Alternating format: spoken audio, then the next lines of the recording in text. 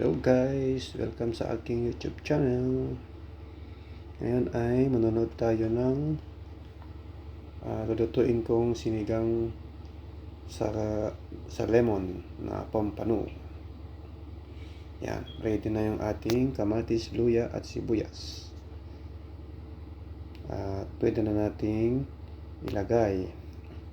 Una is kamatis, tapos yung luya.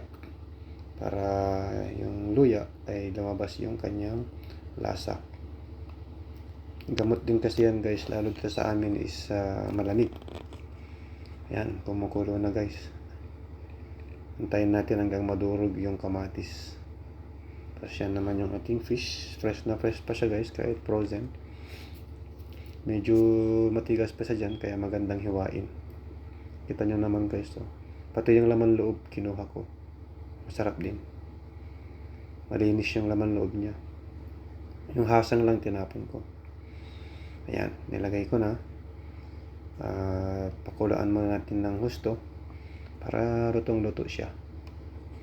Dahil ako'y gutom na. Ayan guys, takpan muna natin para maluto siya ng husto. At ito yung ating panigang lemon. Nalagyan ko na siya ng isa guys. Pangalawa na yan. Hindi ko nakuhanan kasi yung una. Mahirap yung wala tayong cameraman pa. Mas okay kasi sa akin yung lemon guys kaysa yung nakarepak. Kasi acidic ako.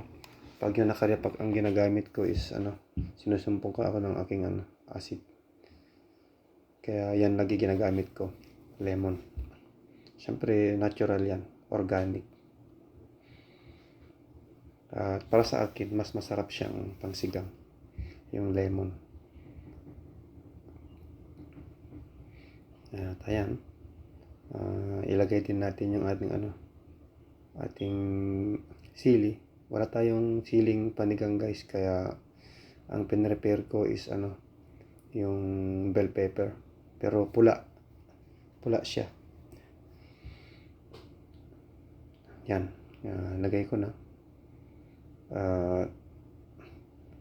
Mamaya antayin muna natin na maluto para lumabas din yung kanyang aroma. Parang sinigang din talaga siya.